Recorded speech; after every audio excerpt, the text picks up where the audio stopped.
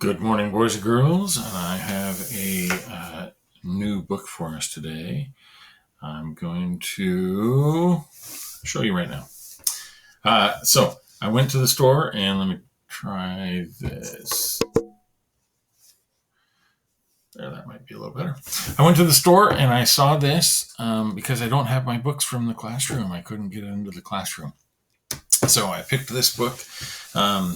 It is a Magic Tree House. I know that we've had fun reading a few of those.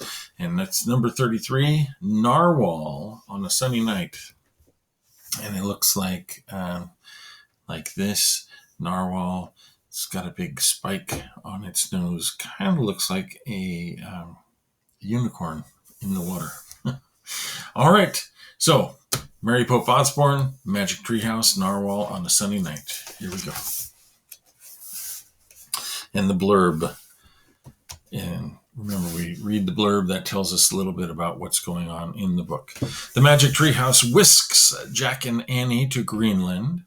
They're not sure what time they've landed in, but they do know this. There's a narwhal in trouble, and they need to save it. With the help of a young hunter called Erickson, the narwhal is saved. But Jack and Annie are still in Greenland. If saving the narwhal isn't their mission, then what is? Maybe Erickson can help them find out. Discover Arctic animals and new friendships in this heartwarming addition to Mary Pope Osborne's #1 best-selling Magic Tree House series. Here we go.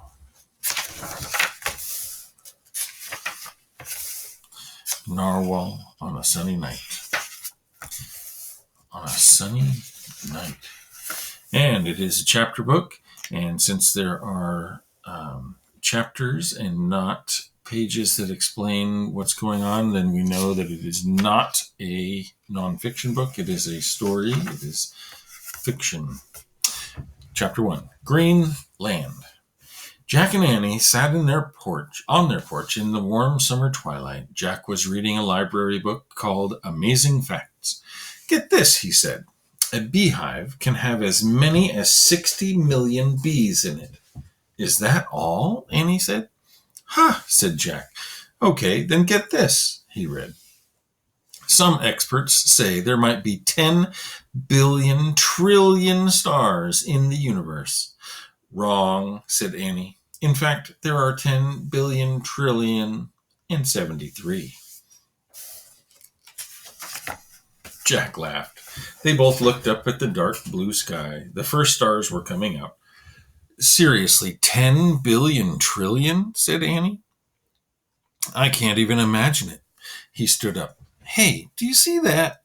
What? Said Jack. That little cloud, Annie said. Where? Said Jack, standing. Over the treetops, said Annie. Oh, man, whispered Jack. He saw it too. A small, brightly glowing cloud over the Frog Creek woods. We'd better check it out, said Annie. Jack put his book on a porch chair. Mom, Dad, he called through the screen door. We'll be back soon. 15 minutes, their dad called. We'll watch a movie together. Great, called Jack. He grabbed his backpack and then turned to Annie. Let's go, hurry. Jack and Annie dashed down the porch steps. They tore across the yard and headed up the sidewalk. When they came to the Frog Creek woods, they crossed the street and hurried between the trees. The darkening woods were filling with the sounds of crickets and frogs. The air smelled of warm green leaves and wood and earth. Soon, Jack and Annie came to the tallest oak. Hurry, said Annie. The Magic Tree House was back. It was shimmering against the evening sky. Yes, said Jack. He grabbed the rope ladder and started up. Annie followed. They climbed into the treehouse. Look, said Jack. In the last light of day, he saw a book on the floor. He grabbed the book. He read the title on the plain green cover. Greenland, the world's largest island. Greenland, said Annie. That sounds nice. Yeah, our teacher told us about Greenland, said Jack. But I don't remember what he said. Open the book, said Annie. Jack opened the book. He found a map in the pocket in the inside cover, he took it out and unfolded it. Everything was black and white, except for Greenland. The huge island was colored green. Green land. Sounds so beautiful, said Annie. Like it's filled with green grass and green trees. Don't be fooled. It can't be very green, said Jack. Why not? Because look. With his finger, Jack traced a circle on the map. This is the Arctic Circle.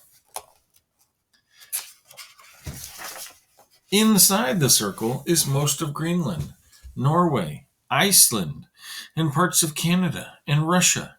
It's one of the coldest regions in the world. Oh, then why is the island called Greenland? Asked Annie. Jack shrugged. And why are we going there? He said.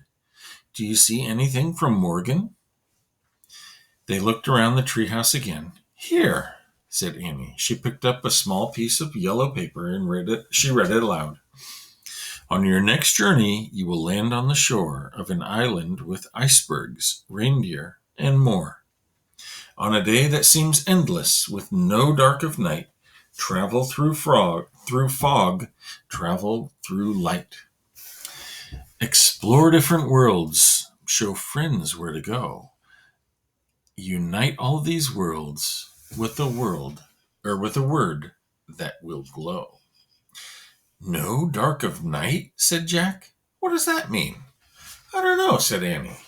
And what about unite all these worlds with a word that will glow? Yeah, what word? Said Jack. It sounds really cold, too, with icebergs, reindeer, and more? But that could be fun, said Annie. We can handle cold. Remember our great trip to the Arctic a while ago? Oh, right, said Jack. We wore those polar bear masks and saved the baby bears, said Annie. That was fun, right? Yeah, it was, said Jack. Okay, back to the cold. Annie pointed at the green island on their map. I wish we could go there, she said.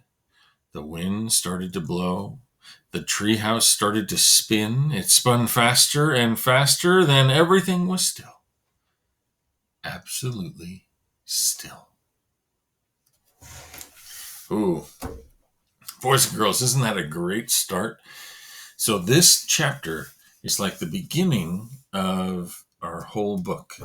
It tells us a little bit about what they expect. We have on the front cover, it doesn't look like anything is green. Well, this up here, but that's part of the title. This that looks like where they are, it looks like everything is white and cold and icy. And I wonder what they mean when it's Narwhal on a sunny night, a night without darkness. Boy, it's good to wonder. Wondering when we're reading when we're reading books is a great way to help us understand. And when we ask ourselves these questions, it helps us to pay attention to when we read further in the book, in case we get to an answer to one of our questions. All right. So that's what I want you to do, boys and girls, inside the books that you are reading. I want you to look for things that you can ask questions about. If you are reading something and you're not quite sure about it, or something makes you interested, then that's your job, is to ask yourself a question.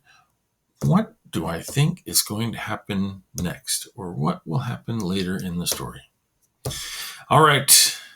Enjoy your day and get reading. Bye-bye.